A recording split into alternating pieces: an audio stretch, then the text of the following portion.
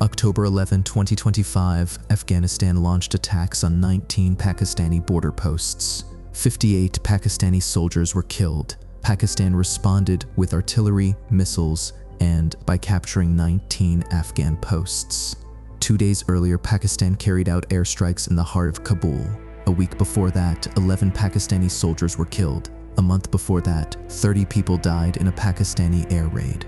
This is no longer tension, this is full-scale war. But the question is, why?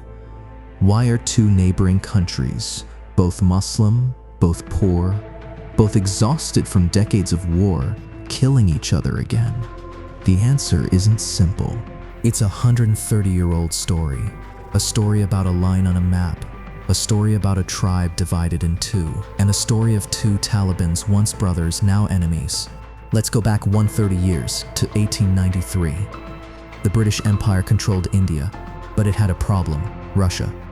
The Russian Empire was expanding south, and Britain feared it would reach India, so Britain decided to create a buffer zone, a wall between Russia and India.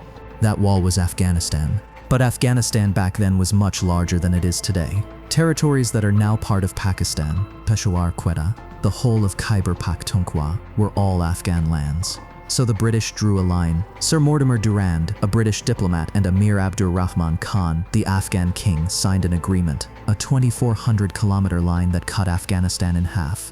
The line began in the Hindu Kush Mountains, sliced through Pashtun tribal lands, and ended in Balochistan. Britain declared, everything east of this line is ours, everything west of it is yours. Abdurrahman Khan signed not because he wanted to, but because he had no choice. Britain was powerful and Afghanistan had just lost 2 wars against it. That line became known as the Durand Line. But here was the problem.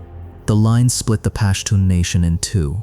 Around 50 million Pashtuns woke up divided overnight, half in Afghanistan, half in British India, which would later become Pakistan. And to this day, more than 130 years later, no Afghan government has ever recognized the Durand Line because Afghans say it was signed under duress. They were threatened, therefore they argue it's not legitimate. And that's where the roots of all problems begin. In 1947, Britain left India, but before leaving, it divided the subcontinent. A new nation was born, Pakistan, a homeland for Indian Muslims. All the regions east of the Durand Line, Peshawar, Quetta, Waziristan, became part of Pakistan. And what did Afghanistan do? It refused. On August 14, 1947, the Afghan parliament officially declared that it did not recognize the Durand Line. Afghanistan claimed those territories as its own. In fact, Afghanistan was the only country that voted against Pakistan's admission to the United Nations.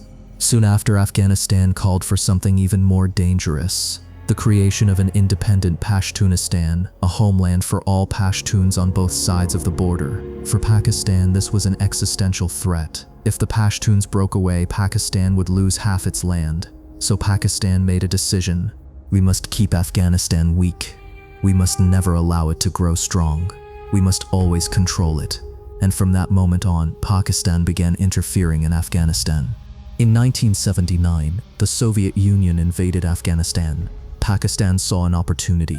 With US and Saudi funding, Pakistan began training and arming Afghan mujahideen, but not all of them, only those it could control. Pakistan said, "If we give you weapons, you'll fight our enemies, not ours." Through 10 years of war, Pakistan built deep influence inside Afghanistan. When the Soviets withdrew in 1989, Afghanistan fell into civil war and Pakistan intervened again. In the 1990s, Pakistan created a new group, the Taliban. They were trained in Pakistani madrasas, funded and guided by Pakistan's intelligence service, the ISI. With Pakistan's help, they seized almost all of Afghanistan. Why did Pakistan do it? Because it wanted a friendly government in Kabul, one that would never challenge the Durand Line and would always obey Islamabad. For 20 years, this strategy worked, until everything changed. September 11, 2001. After the attacks on America, the US invaded Afghanistan. The Taliban fell. Pakistan publicly joined the US war on terror. But behind the scenes, Pakistan played a double game. It helped the Americans while secretly sheltering the Taliban. Why? Because Pakistan knew America would eventually leave, and when it did, Pakistan would need the Taliban again. But something unexpected happened. A new enemy emerged from inside Pakistan itself. In 2007, a group called Tehrik-e-Taliban Pakistan (TTP) was formed. They declared, "We will establish Sharia law in Pakistan itself," and they began attacking Pakistan. Since 2007, the TTP has claimed responsibility for thousands of attacks, including the 2014 Peshawar school massacre that killed 149 children, hundreds of suicide bombings, assassinations of politicians and military officers. Pakistan tried to crush them through massive military operations, killing thousands but failed. Why? Because the TTP had a safe haven in Afghanistan. August 2021, the US withdrew from Afghanistan. The Taliban returned to power. Pakistan celebrated. Finally, its friends were back in control. But it was a huge mistake. The new Taliban told Pakistan, "We don't take orders from you anymore. We're an independent state now." Worse, they began harboring the TTP. Why? 4 reasons. 1. Shared ideology. Both are Salafi and seek to impose Sharia law. 2. Tribal bonds. Many members come from the same Pashtun tribes. 3. Loyalty and gratitude. The TTP fought alongside Afghan Taliban against the US for 20 years. 4. Revenge. The Afghan Taliban have never forgiven Pakistan for years of manipulation. So now they protect the TTP just to hurt Pakistan. And that's what's driving Islamabad mad. So why won't Pakistan leave Afghanistan alone? 1. The Durand Line. Pakistan fears Afghanistan will never recognize it and might reclaim its lost lands. 2. The TTP threat. As long as the TTP operates from Afghan soil, Pakistan feels unsafe. 3. Rivalry with India. Pakistan fears Afghanistan might align with India, its biggest enemy. 4. Strategic depth. Pakistan believes that in a future war with India, it must be able to retreat through Afghan territory. Inside Pakistan, the military and intelligence agencies hold enormous power, and they have dictated Afghan policy for decades. They don't want to lose that control.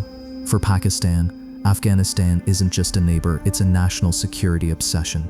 And here we are, 2 neighboring nations, a 2,400-kilometer border, and a war no one can win. Pakistan can't conquer Afghanistan. Afghanistan is the graveyard of empires. The British, the Soviets, the Americans all came and all left. Pakistan won't be different. And Afghanistan can't defeat Pakistan, a nuclear power of 20 million people with one of the largest armies in the Muslim world. So what happens next? 3 possibilities. 1. Full-scale war. Continued escalation could trigger an actual war, disastrous for both nations. 2. Negotiation. The Afghan Taliban could promise to restrain the TTP, and Pakistan could stop its airstrikes. But neither trusts the other. 3. Status quo. Low-intensity clashes, drone strikes, and border skirmishes continue indefinitely. Unfortunately, the third scenario is the most likely, because Pakistan can't stop. For Pakistan, Afghanistan is an existential issue. As long as the Durand Line exists, as long as the TTP survives, and as long as trust is dead, this war will go on. This is the story of Pakistan and Afghanistan. A story that began 130 years ago with a single line on a map and still hasn't ended. And only God knows when it will.